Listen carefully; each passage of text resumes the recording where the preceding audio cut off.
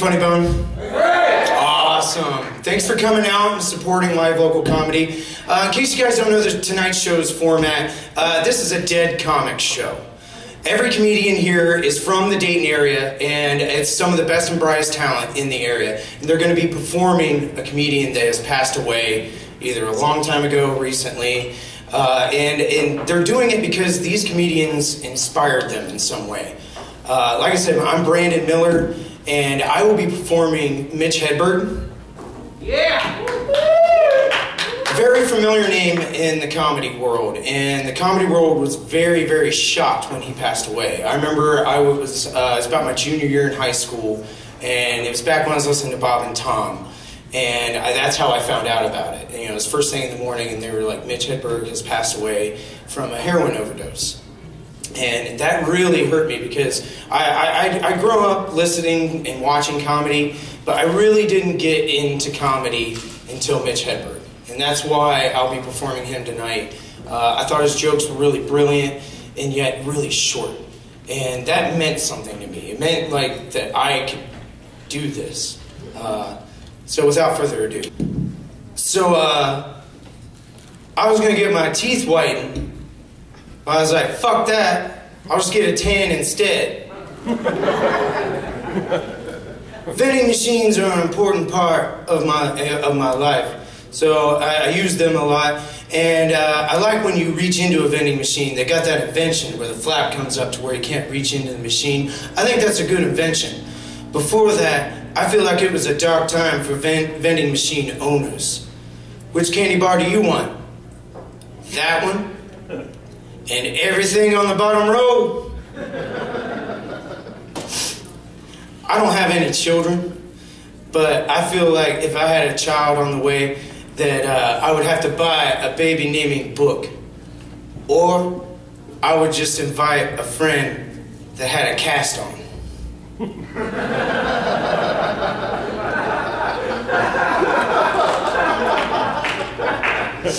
I feel like they could take sesame seeds off the market and I wouldn't even care. I can't imagine myself 5 years from now being like, damn, remember sesame seeds? What does a sesame seed grow into? I don't know, we never gave them a chance. What the fuck is a sesame? I write jokes for a living, so sometimes I sit up late in my hotel room, I get a funny idea, I grab a pen and I write it down. Sometimes the pen is too far away, and then I have to convince myself that what I thought of ain't funny. I hate to tell you, Dayton, but sometimes I get cold sores. And when I get cold sores, I use comics to alleviate them. It may not help, but it does make them more shiny and noticeable. It's like cold sore highlighter. Maybe they need to make an arrow to heal cold sores.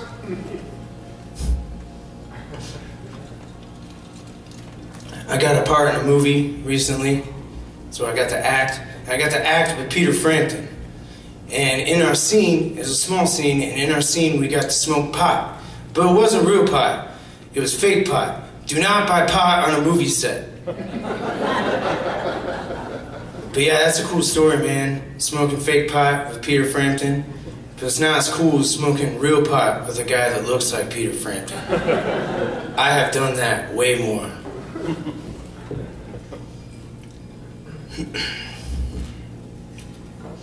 Oh, I watch these fishing shows, and they catch the fish, and then they let it go. They don't want to eat the fish, but they definitely want to make it lay for something. Where were you? I got caught. Bullshit, let me see the inside of your lip. I want to buy a world map and put pins in all the locations that I traveled to. But first, I have to travel to the top 2 corners of the map so it won't fall down.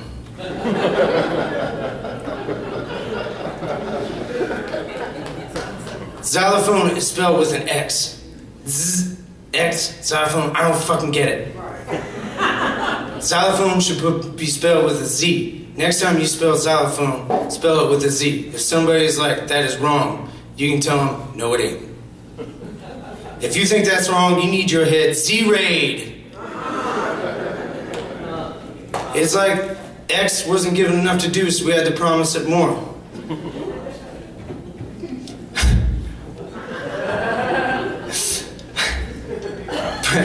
But you will be involved in hugs and kisses. You will be given a lead role in tic-tac-toe. And you will mark the spot. And you will make writing Christmas easier. Man, I hate following my dreams. I'd rather ask where they're going and hook up with them later. Every book is a children's book if they know how to read.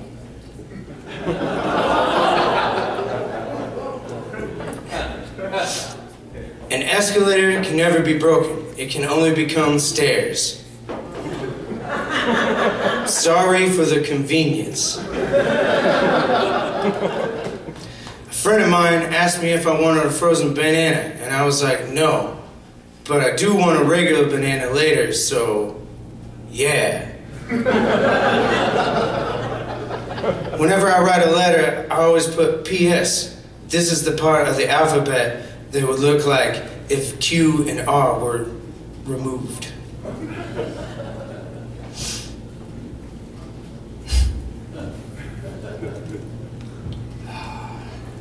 A severed foot is the ultimate stocking stuffer.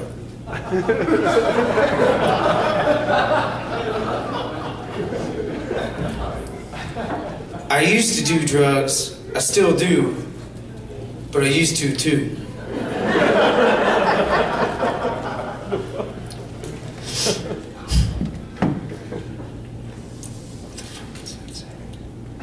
Oh, yeah. Foosball is a combination of soccer and shish kebabs. Foosball really fucked up my perception of soccer. I thought you had to kick the ball and spin round and round. But I cannot do a backflip, much less several, consecutively, with two guys who look just like me. Bigfoot is blurry. That's the problem. It's not the photographer's fault. He's just blurry. And that is much scarier to me. There's some out-of-focus monster roaming the countryside. Oh, he's fuzzy. Let's get out of here. He's fuzzy. I mumble a lot on stage, you know, and I do that when I talk to my friends, you know. I'll say something and they will not hear me, and they'll be like, what? So I'll say it again and they still won't hear me, and they'll say, what? But then now all I'm saying is some really insignificant shit, and I'm just yelling, that tree is far away.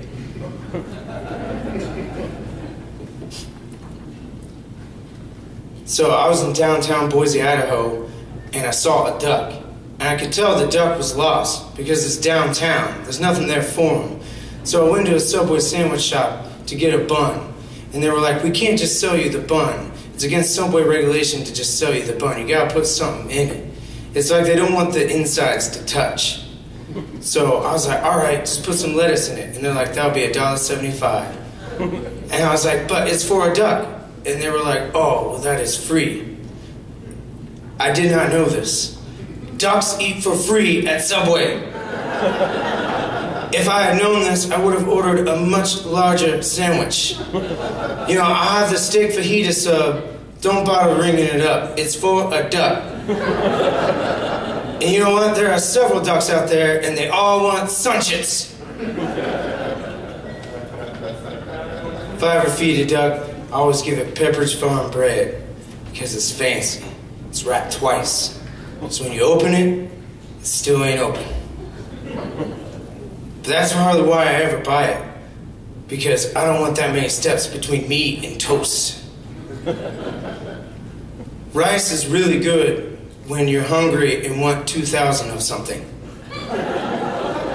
That's my time, guys. It's Mitch Edward. I just met a girl who can cook a cake. I'm going over her house tonight just to watch her shake and bake. All right, let's do this. I don't know why I'm in such a good mood. I got a letter from the undertaker, and it was signed, eventually yours. I guess it's because the holidays are coming up, Christmas, right? You know, in the hood, it's a little different on how we take that whole Santa Claus Christmas thing. You know what I mean? We just can't believe a white man's going to ride a reindeer through the hood after midnight.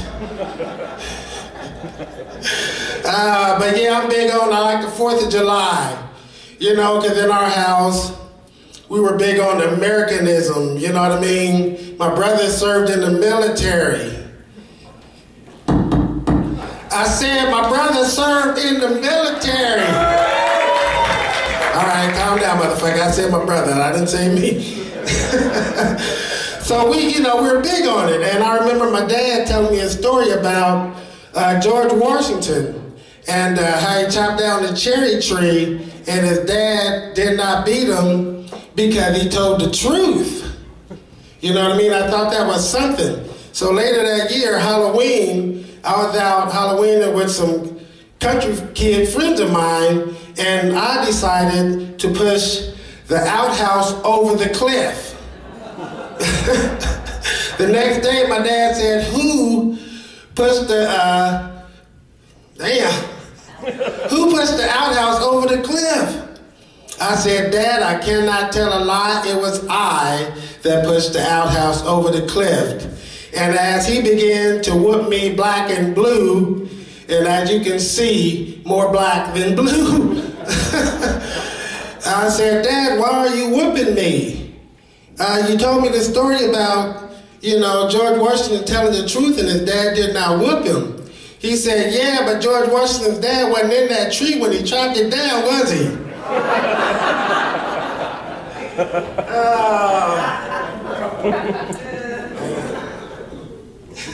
Back in the day, after I did The Wiz, like I said, I was fortunate enough to get on some Dean Martin roast. You guys remember them shows?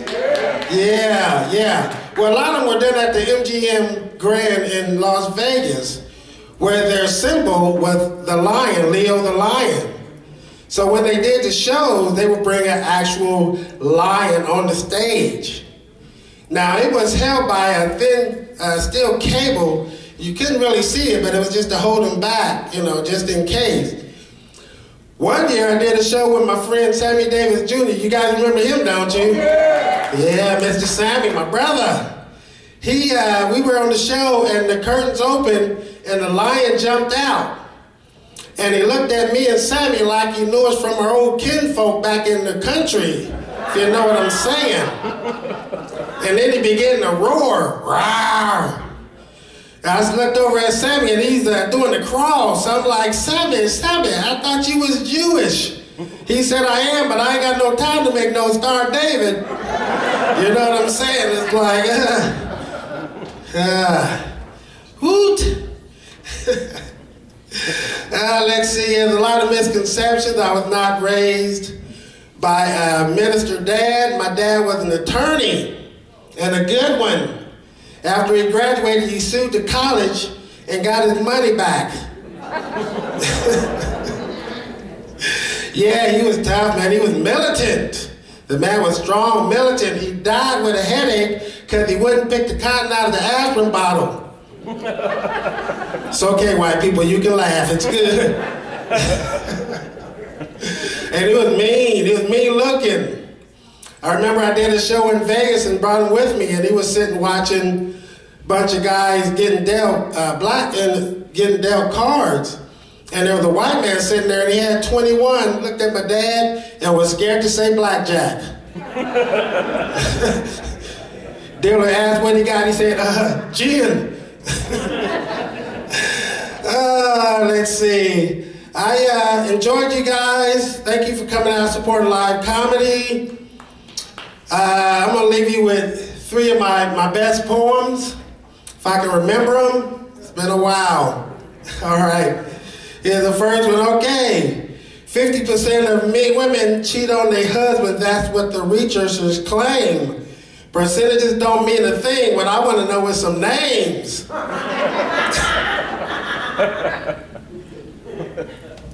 I'm a bachelor and I will not marry till the right girl comes along.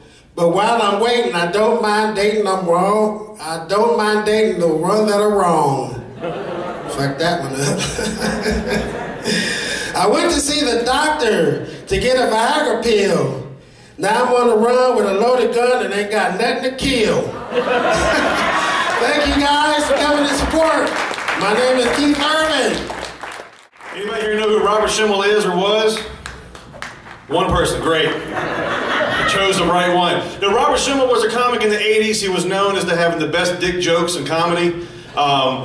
Lucky enough, about 9.5, 10 years ago, I got the chance to open up for Robert Schimmel, so he was one of my influences to start doing this. And then I got to work for him, so kind of cool, kind of like a full circle kind of deal. Like, he made me do it, and now I get to talk about him while he's dead. So, here we go. I think my neighbor's gay, because the other day I was blowing him.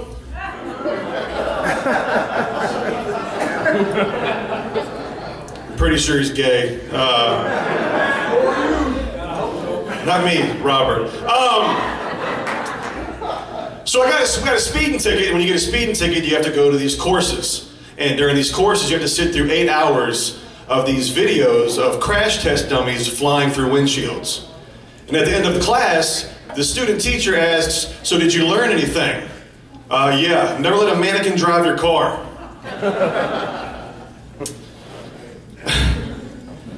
So what do you do if your friends come over your house and your dog starts humping its leg? If it's a pit bull, you let him finish. You guys are getting ahead of me.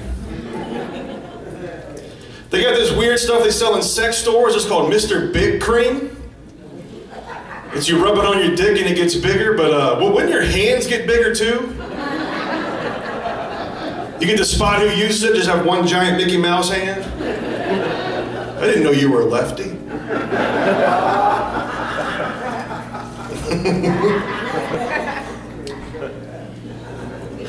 Took my daughter to the circus, and she was like, what's with animals riding on bicycles? Daddy, how do they teach a bear to ride a bike? I'm like, they nail his feet to the pedals and beat the shit out of him. He's not riding, he's running. No, honey, bears just naturally ride a Schwinn through the woods. I like that. I went to the dentist, and he gave me the nitrous oxide. And as I started setting in, he goes, now, Robert, you're going to feel a little prick in your mouth. Like, you need to turn that gas up where that shit starts happening. We go to the doctor a lot lately. Went and got a sigmoidoscopy. It's when you take something like this big, and they shove it up your ass. Okay, it's got a camera on it, and the doctor's like, we're going to put this in there and just look around. For what, a parking spot? You just tell me what you're looking for, and I'll tell you where it is. He goes, no, this detects blood in your stool. Well, I can make it a prediction right now. If I'm going to be there. So he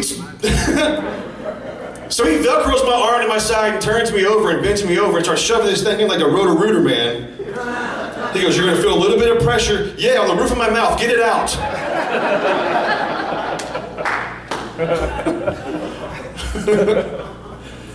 Oh, man.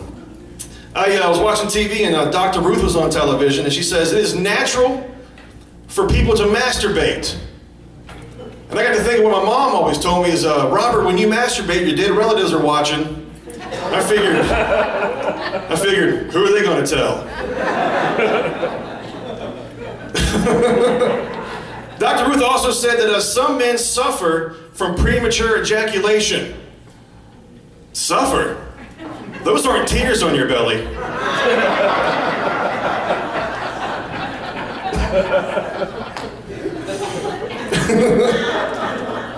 When it's time, it's time. There's no like premature. It's just when it's ready to go. My wife, we're having sex. She's like, I'm gonna come, just wait. No, you hurry up. I want to come together. You have 3 seconds. But honey, too late. She didn't come, but Johnny, tell her what you want. It's a towel.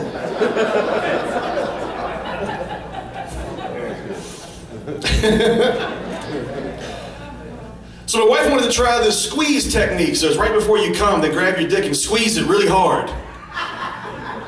And it stops you from coming. Ever again.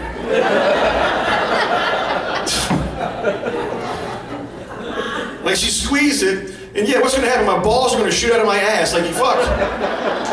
You can go skeet shooting with them. If you squeeze it, it's gotta go somewhere. Hey, your nose is running.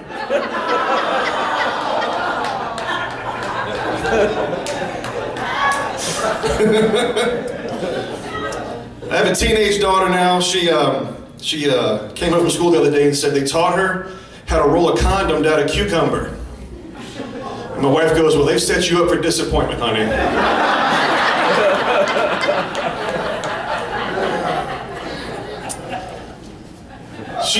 My daughter told me she went to a party last week, and the party, the girls did this thing where they all wore a different shade of lipstick and all went down on the same guy, and whoever's color reached the furthest down wins.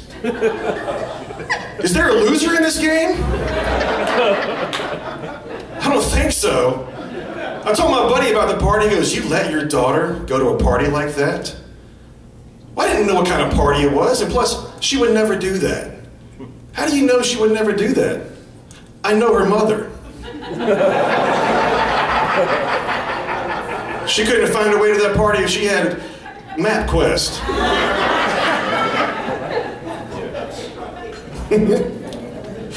Her mom was raised in Omaha, Nebraska. She was a real nice woman. She's the kind of woman who waits till the night of the honeymoon to tell me that she will never blow me.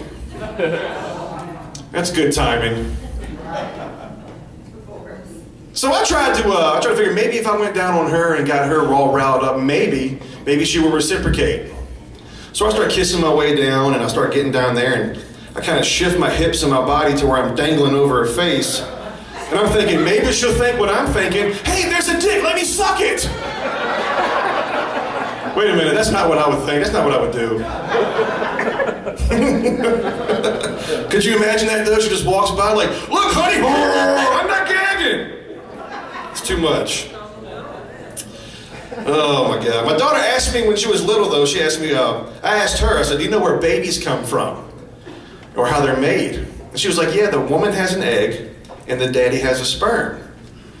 And I was like, well, do you know how the sperm and the egg meet each other? The daddy pees on the mommy. No, honey, that costs $35 more. Listen, guys, my name's Travis Charles. Thank you very much. I'm doing Harris Whittles. How many people have heard of Harris Whittles here tonight? Nobody. Nice. All right. Keep going. Harris wrote for a show called Parks and Recreation. He wrote for a show called the Sarah Silverman Program and Eastbound and Down. And he also invented the word humble brag, which in itself is a humble brag. So, all right, here's Harris Whittles, everybody. All right, hey, my dog has one of those cones on its head right now. Oh, it sucks. I got in a fight with another dog and it put a fucking cone on its head, man. It's crazy. That's crazy. I'm not good with women and girls and everything in between there. Because society has designated bars and clubs as a place, where we can go get our fuck on. But it's so loud in there. It's so loud. And I can't, communicate whatever dumb joke I'm trying to say to the ladies. And, I gotta, switch it up so it's not the same every time. And so it's always just like, hey, a couple of Jaeger bombs there. Hopefully you don't have diabetes. And she's like, what? And I'm like, the sugar, the diabetes. Hopefully you don't got it. And she's like, what? And I'm like, my friend's father has diabetes. And she's like, what? And I'm like, diabetes! Diabetes! Diabetes! And that's all she hears, some lunatic screaming about diabetes. It's a bad opener, everybody. It's a bad opener. I'll tell you what you can do. You can punch her square in the vagina because, look, she's about to walk away anyway, and at least you got some pussy out of it. You know what I mean?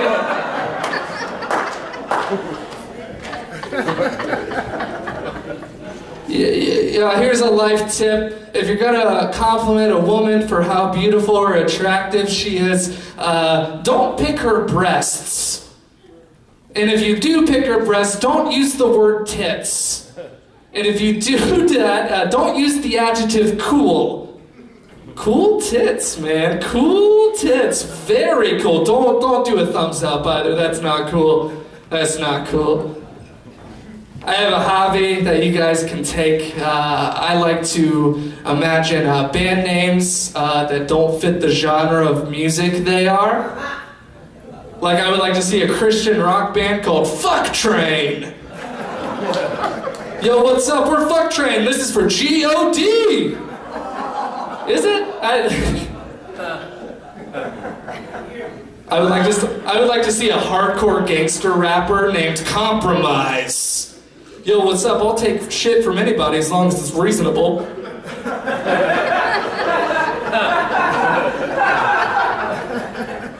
I'd like to see a country band called My Black Friend. I'm not in the bands. I'm just holding a mirror up to society, everybody. I go on a podcast called Comedy Bang Bang, and I read jokes off of my phone that aren't quite good enough for the stage, so I'm gonna do them on the stage anyway because I'm dead and who cares, you know? So here, these are not good enough. Some are just thoughts, they're not even jokes. So, alright, let's get this started. I'm not gonna get married till gay people can get married, because I'm gay.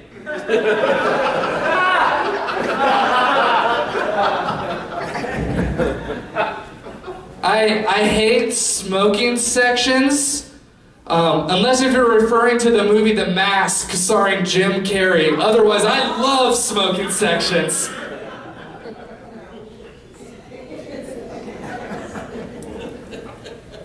If you know somebody being egregious, you should call them egregious Philbin. I'm dead.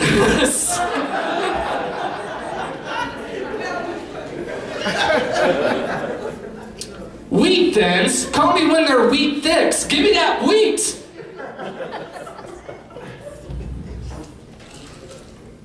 I was talking to my therapist the other day, and he told me to look inward, except I thought he said, look inward.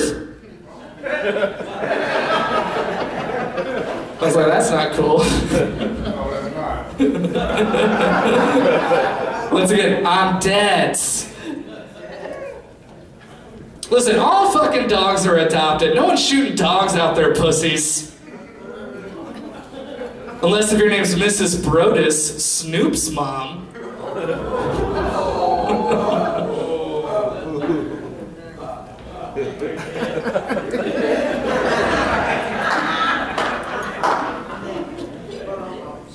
If there's a Will, there's a Wayne's brother. That's something, I guess. I don't know. I was talking to this guy, and I told him, I'm a bit of an infomaniac. I like, learning things. Except he thought I said nymphomaniac, so he fucked me, and I was like, no, I said infomaniac. I like learning new things. And he's like, here's some info for you. You just got fucked, go clean yourself off. That's been my time, guys, everybody. So yeah, I'll be doing John Panette tonight. John was one of the first comedians I got to see when I was first getting into comedy. I was supposed to open for him a long time ago, and then I got food poisoning. So this is my way of, I guess, getting to experience the show I never got to experience myself by doing the show. So this is going to be my best attempt at a really high-pitched voice, so bear with me. So I just got back from doing 2 years on Broadway. They said, John, would you like to be in a Broadway show? And I said, yes, of course. And they said, all right, shave your eyebrows and put on a dress. I played the mother in Hairspray for 2 seasons. It's a strange thing when you're a man who's always wanted to be a performer and the first role they think you're good enough for is an old woman. They said in order to do this show, you're going to have to get back in shape. I was never in shape, but I'm sure as hell going to try. I started going to the gym 5 or 6 days a week. You know, as I'm getting older, I know it's important for me to lose weight and stay healthy. Nobody ever taught me how to eat right. Eating right was never really my thing. They put me on one of those no-carb diets. They said, don't worry, after a few weeks you won't have any carb cravings. I felt lied to. When you're driving past a bakery and you jump out of a moving vehicle, that's a craving. Because I love bread and pasta, and I eat too much of it, and I know that. And they gave me the no-carb bread and pasta. You ever had the no-carb bread? It looks like bread. It has no other qualities. It's similar with bread at all. I took a bite out of it, and my brain sent a message to my body, get it out! I tried to put butter on it. Butter wouldn't go on it. I put the pad on it, it just fell off. I tried to put on jam and jelly, it would beat up and just roll off. Did they put Scotch Guard on this at the factory? I tried to toast it, it wouldn't toast. I'm in the garage with a blowtorching it. It was absorbing the heat. How is it supposed to break down in my body if it's not gonna toast? They're gonna dig me up in 5,000 years. He was on the no-carb diet. You see that disc right there in his stomach? I knew I was in bad shape when I lost 100 pounds and they said, wow, we can really see it in your face. How big was my head? Apparently I was walking around like the Kool-Aid man, just a head with arms and legs. Kool-Aid. That's John, his head's the size of a hubcap. We don't talk about it. The first time I went to the gym, I really didn't think about it very well. Everybody was staring at me, and I didn't know why. Then I saw myself in the mirror. I was wearing a black velour tracksuit. I looked like a panda. People just kept coming up to me. I didn't know you could get this close to them. I had a personal trainer for a while. I went through like 5 or 6. None of them lasted very long. They either kept moving on to other people or killing themselves. I had one who quit the business altogether and opened his own candy store. Apparently I'm not just fat, I'm a carrier. You laugh, but he makes the best maple walnut fudge I've ever had in my life. I had one come up to me and he was real angry. He said, give me a sit-up. I said, oh, nay. I don't do ups. Sit-ups, chin-ups, pull-ups, push-ups. I do downs. Sit down, lie down. Blackjack, I'll double down. Give me a cheeseburger, I'll wolf it down. Play some music, I'll boogie down. That's right, I get down, drop it like it's hot. He was real intense. He wanted me to get really quick results. He would make me lift these huge weights 15 times, and then he'd put more weight on. No! I lifted it 15 times. I did good. You should take weight off. I should get a cheese Danish for lifting that thing 15 times. Ups, I don't do ups though. Ups defy gravity. Gravity is a law. I obey the law. Oh man. He said once you get going in the gym, you're really gonna get addicted. I don't think so. I'm pretty sure I can quit this cold turkey and then eat the cold turkey. So I went to a nutritionist who she said, I want you to juice. Okay, juice is not a verb. What does that mean exactly? She sold me a juicer. It looks like a wood chipper, to be honest with you, considering what you're putting in it. And she said, I just want you to drink nothing but juice. It'll help cleanse out your system because you have a blocked colon.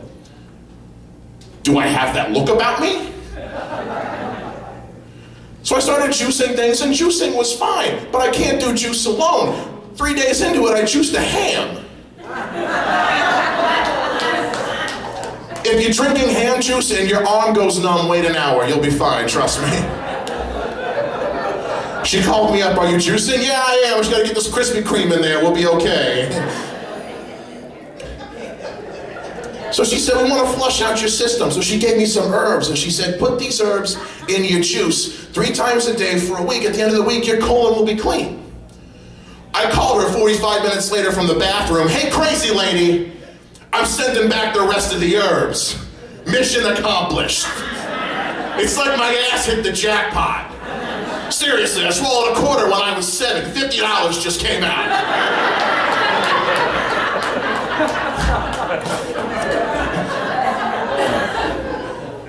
I had one trainer kept asking me, how do you feel, John? Good. Do a couple more things. John, how do you feel? Good. How do you feel? Good! You want to know how I feel? I feel like God is punishing me, and if I'm a better person, he will come down here with a pizza and alleviate my stress. The problem with all these diets, the no carb and the things like that, is when you get off them, you go insane. I got off one no carb diet. There was a knock on my door. It was a Girl Scout. And she had cookies. And I said, oh, you're gonna win the trip to Washington this year. This'll do for now. Get the rest of the troop. Come back in 5 minutes, please.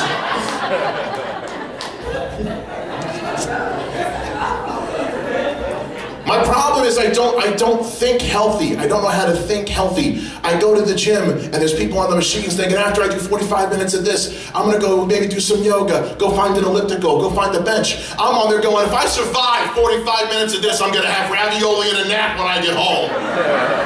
And that's my mantra the rest of the workout. Ravioli and a nap, ravioli and a nap. Some friends took me in to do yoga. The Bikram yoga, where they heat the room to 1,000 degrees. I smelled dumplings and we weren't near a Chinese restaurant. Here's the thing about yoga. Yoga is a wonderful mind-body experience for some people. It really is. My problem is there's no beginner's yoga. I walk in the room my first day. John, take your head, put it in your ass. I can't do that. Well, do what you can. So I left.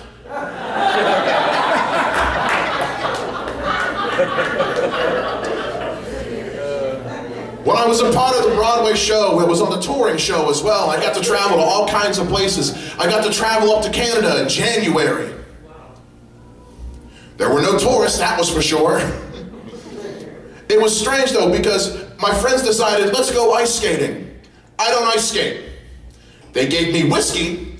I don't drink whiskey anymore, because it makes me ice skate. And in Canada, they serve this thing called a beaver tail. Listen first. What it actually is a big piece of fried dough, covered in cinnamon and sugar and all kinds of wonderful, deadly, glorious things. But they sell the beaver tails on a cart out on the ice. I could smell it from my hotel room. So I decided to strap on the skates, and I got going, and I was going pretty good, but I didn't know how to stop. There was a small family. Mother, father, 2 young children. They didn't see me coming. That poor family. The beaver tail was delicious, though. We got to travel to all kinds of places. We traveled over to England. I have a problem with English food. I woke up in the morning and I said I'd like to have breakfast. And I ordered a bacon and egg sandwich, which sounds great, but they don't do bacon right, okay? I know bacon. I was a member of the club for a number of years. I know bacon, okay? The bacon, it wasn't like Canadian bacon, it wasn't like American bacon. I said, I'll just have the sides. What do they give you for sides in England? Hash browns, home fries, fresh fruit? No! Beans. So my fat ass has to eat beans and black coffee and go around England all day. We were in one of these tiny little cars. My friend was driving. We hit a bump. Kenny was in the back seat. He didn't make it.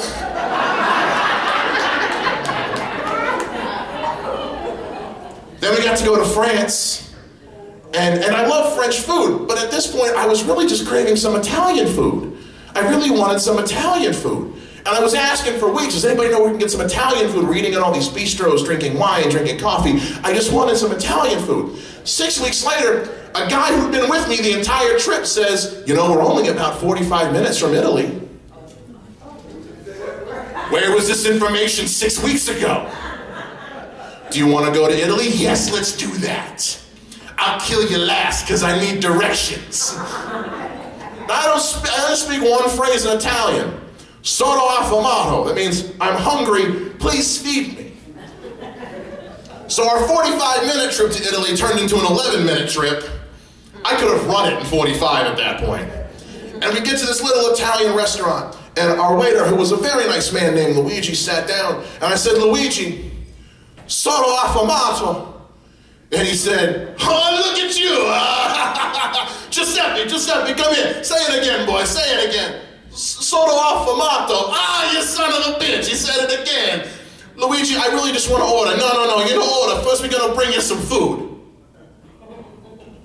That's when I heard the angels. They started bringing out all kinds of dishes, eggplant parmigiana, antipasto, all kinds of things.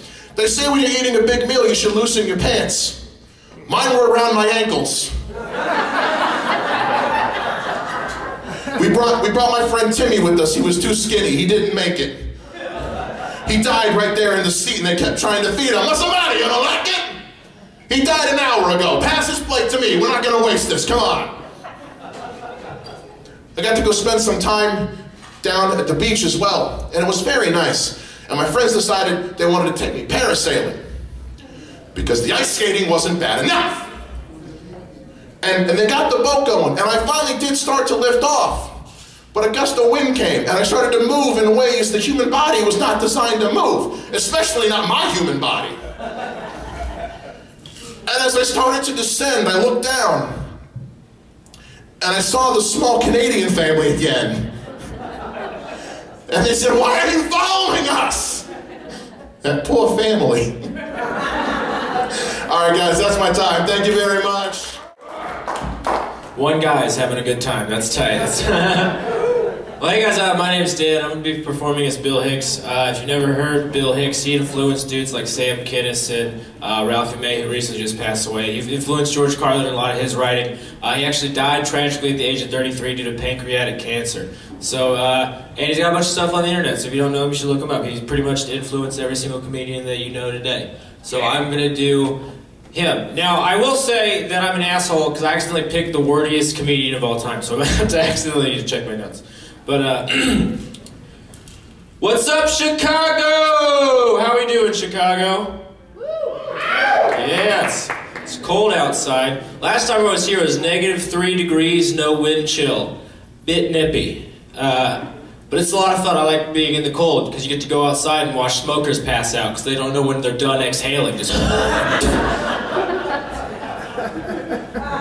it's a lot of fun. There's blood, steam. We laugh. It's a good time. I really enjoy it. So any smokers? Woo! Yeah. That's a lot of energy for you guys. Usually it's just. Check this out. Any non-smokers here? Maggots. You're a bunch of maggots. You self-righteous, disgusting slugs. Don't take that wrong. I don't like non-smokers. I'd quit smoking if I didn't believe I'd become one of you guys. I would definitely do that. I hear people tell me, like, they're non-smokers and they come around trying to tell me to not smoke. You ever do this where they come up and go, I just look them dead in the eyes and go, man, it's a good thing you don't smoke. Whew. I smoke a pack a day, don't even sound like that. Seems to be some anti-intellectualism in this country. After a show in Nashville, Tennessee, I went to a Waffle House just eating and reading. And some Waffle House waitress comes up to me and she goes, what are you reading for? Not what am I reading, what am I reading for? Shit, you stumped me. I don't know how to answer that. I guess so I don't become a fucking Waffle House waitress. That's probably why I don't. Probably what I'm reading for.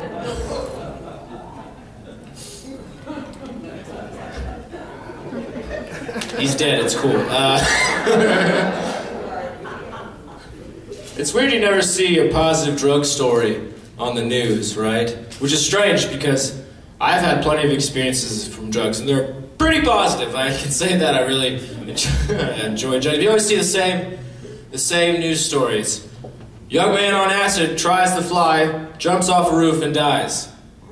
What an asshole! Fuck that guy. Why didn't you, if you thought he could fly, why didn't you try and take off from the ground first? You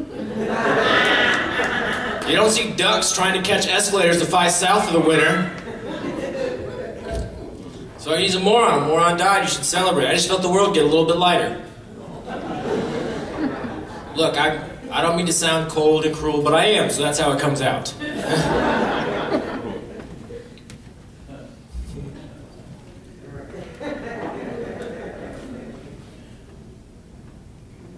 I think there needs to be more positive drug stories on the news, right? I would love to see this on the news. Today, a young man on acid realized that matter is merely energy condensed into a slow vibration that we're all one consciousness subjectively experiencing itself. There's no such thing as death. Life is only a dream and or the imagination of ourselves.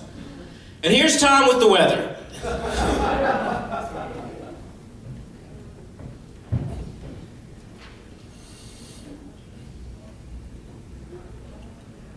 The world is like a ride in an amusement park, and when you choose to go on it, you think it's real, because that's how powerful our mind is, you know. Like the ride goes up and down and round, it's light, it's very brightly colored, and it's very loud. And it's fun for a while. But some people have been on the ride for a long time, and they begin to question, is this real, or is this just a ride? And then other people have remembered, and they come back to us and say, hey, don't worry, don't be afraid ever, because this is just a ride. And we kill those people. That's what we do. Just... What'd you say, boy? Shut him up. We have a lot invested in this ride. Shut him up. Look at my furrows of worry, my brows of care, my big bank account, and my family. And we kill those people. You always notice that? All the good guys that try to tell us what's going on, we just kill them and let the demons run amok. It's just a ride. That's all it is. And we can change it any time we want. It's only a choice, no effort, no worry, no savings of money, just choice. Right now, between fear and love. The eyes of fear want you to buy bigger locks and on your door, buy bigger guns, close yourself off. The eyes of love, instead, see all of us as one. And here's what we can do to change the world right now into a better ride. Take all that money we spend every year on weapons and defense, and instead, spend it feeding, clothing, educating the poor of the world, which it would many times over, and we can explore space, both inner and outer, together, in love. Thanks, guys. I'm Bill Hicks. My name's Jonathan Gray. I'm going to be doing a comedy hero of mine. He actually died on my birthday about 6-7 years ago. His name's Greg Giraldo. Yeah. I don't know if you guys, one person knows who he is. This is going to be good. This will be good. This will all be new to you guys, I guess. If you don't know who he is, he started about a dozen of the Comedy Central roasts. He was also a judge on NBC's The Last Comic Standing. Make some noise for the very funny Mr. Greg Giraldo! All right, thank you guys so much. It's great to be here tonight. I live in New York City now. I don't know if you guys have ever been there before. That city's crazy. Like a homeless guy came up to me the other day, asked me for money, and right when I was about to give it to him, I thought to myself, he's just going to spend it on drugs or alcohol. And then I thought, that's what I'm going to spend it on, you know? Why should I judge this homeless guy, you know? People always judge homeless guys, you know? Like they're always just like, oh, if you give him the money, he's just going to waste it. He's just going to waste the money. It's like, well, he lives in a box. What do you want to do, save it up, buy a new wall unit? Yeah. Maybe buy that Ricky Martin CD he's got his eye on, you know? This guy listens to trash. People can be such assholes, people, you know? I was walking by this guy the other day, and a homeless guy asked him for money. He's just like, why don't you get a job, you bum? Yeah, get a job. Like it's that easy. This guy was wearing his underwear on the outside of his pants. I'm guessing his resume ain't all up to date. I'm predicting some problems in the interview process. I'm pretty sure even your basic sweatshop has an underwear goes inside the pants policy. Mandatory. What kind of job's this guy gonna get? He lives in the garbage. Oh, come on in, Smelly. Welcome to Smith & Barney. We got a job for you. Here's your desk right over here with all the air fresheners on it. Make yourself comfy. Nice touch with the underwear. It's casual Friday, so that's perfect. Might want to go with both shoes on Monday. Wearing all black because I'm getting fat. This is way easier than exercising. Way easier. Yeah, I read an article recently that said we're in the middle of an obesity epidemic. Epidemic! That's a lofty term to describe being a nation of fat bastards, isn't it? Epidemic, like we're going to be telling our grandkids about it someday. Great obesity epidemic of the year 2000. How'd you get through it, Grandpa? Oh, Charlie, it was horrible. There were pork chops and cheesecake everywhere. More donuts than you could shake a stick at. Great obesity. Just all we do is snack, eat junk food. A friend of mine told me that for Valentine's Day, he bought his girlfriend edible underwear. Edible underwear. Even during sex, we can't stop eating. What has to be going on in your life to get your mind off of food, you know? Oh shit, my house is on fire. Marshmallows. It's crazy. They come out with these new diets every week, you know? Recently they came out with this, the caveman diet. You guys heard of this? All you do is eat meat. Just meat. Just meat. Just every meal, every day, just meat. All you do is eat meat and you'll get skinny, just like a caveman. That's not gonna work in the long run, right? Cavemen were skinny because if they wanted to eat something, they had to chase it around for a week and kill it with a stick. Right? I mean, sure, if you had to track a pint of Haagen-Dazs across a tundra for 5 days and smash it with a boulder, sure, that'd work, you know? That'd work. It's crazy. I mean, you can join a gym. That's what a lot of people do. They join a gym, but you gotta go, like, every day, like, all the time. You just gotta go and go and go. I don't know how these gay guys do it, really. It seems like I don't know when that started happening. Every gay guy I know looks like he's built like a bodybuilder. That's really gonna change the stereotype, isn't it? Be like, hey, you think that guy's gay? Yeah, he benches like 450 pounds. 450, that's really gay. Look at this kid, he's gonna be a linebacker. Look at him, he's built like a gay guy. Look at him. Look at those shoulders, just like a gay guy. These days, gays want to get married. That's a hot button topic these days.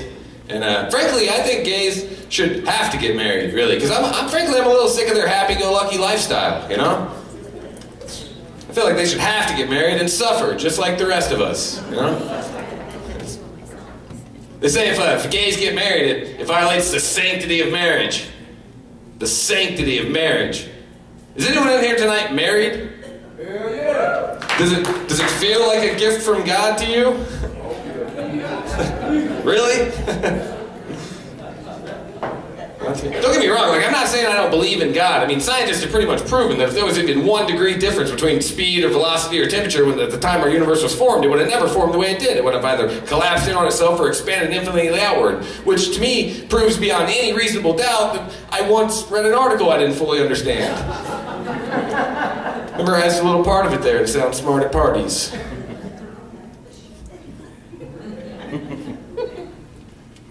I think it's natural for men and women to fight. You know, me and my wife, we fight all the time. But you know, it's just because we're such different people. You know, like I'm a total slob and she's a total bitch, and just doesn't matter. We've gotten into so many arguments about me being a slob. It's gotten to the point now where when I masturbate, I just fantasize about having my own apartment. I used to think about Cindy Crawford. Now I just dream about leaving dishes in the sink without a war breaking out. I'm not even good at pre-rinse.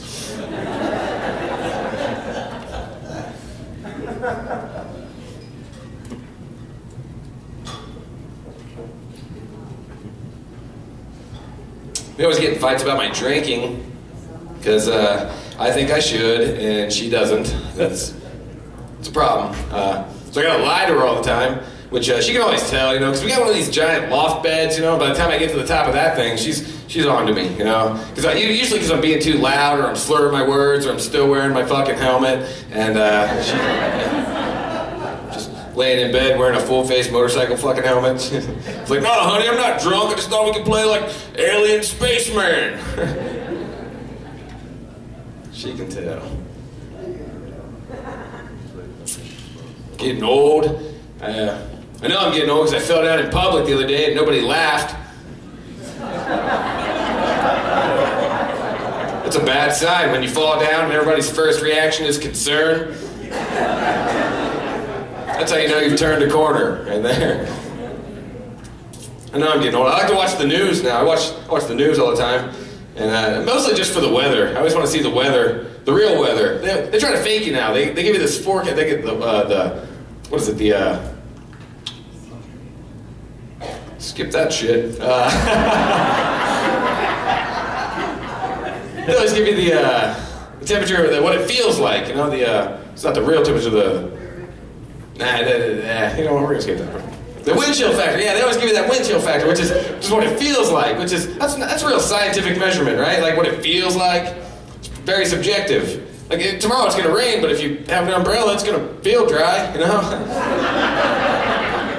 Tomorrow's gonna be a little chilly, but if you live in a basement or an apartment, it's gonna feel just like every other day, actually. No need to bother. The news is on for like 60 minutes, and it's 45 minutes of car crashes and stabbings and like 15 minutes of weather, and somehow I always manage to miss the forecast. Because they constantly disguise the forecast, you know? They're always just like, oh, and tomorrow's gonna be, let's take a look at the map. We got a lot of high pressure and low pressure that no one understands right here, and a lot of pink and blue shit coming down into a part of the country that you'll never, ever go to, ever.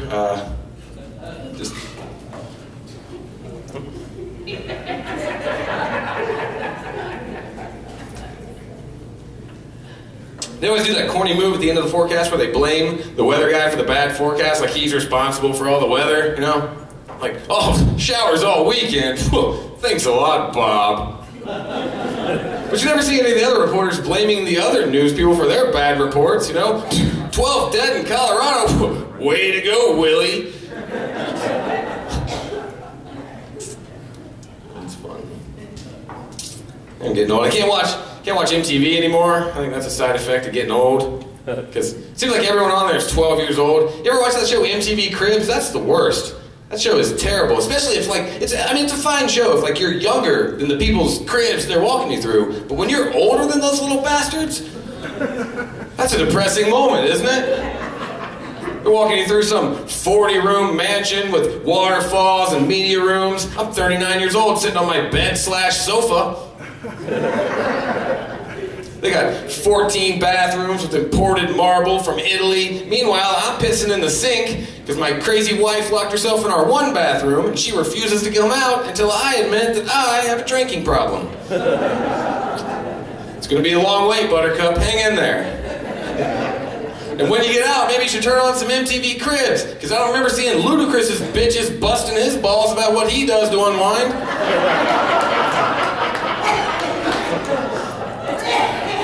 I don't know if you guys watch hip-hop videos, but bitches are the shit. They're so much better than regular women, you know?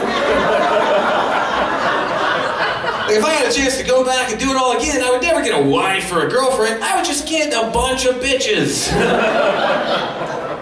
It's happy life, you know? They're always in a good mood, right? They're just dancing around in their high heels, their thongs. If they ever get in a bad mood, you just turn the music up a little bit, they just dance more. It's great.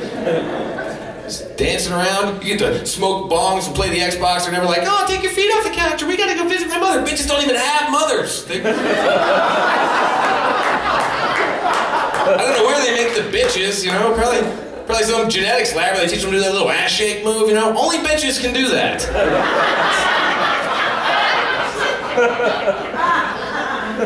It's just different, you know? Like, you know, maybe your wife or your girlfriend, she might help you wash the car one day. She's not gonna soap herself up and press her tits into the windshield, but bitches do, you know? And they're not gonna do it alone either. They'll invite a bunch of other bitches over to do it with them. It's great. You and your wife, you might have a toast one night, you break out some glasses, you pour it in there. You don't shake it up and shoot it all over your tits, do you? Well, you got a good one, I guess.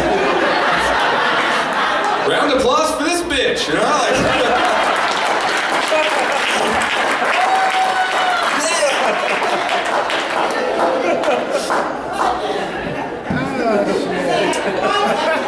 yeah. This is, I'm way off the tracks here. Thank God that's how that joke's gonna end.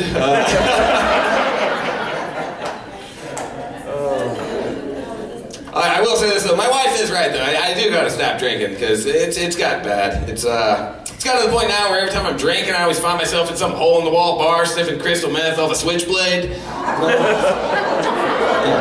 I start getting paranoid about missing my flight. Little do I know, it's 1:30 in the morning or 1:30 in the afternoon. My flight left 6 weeks ago.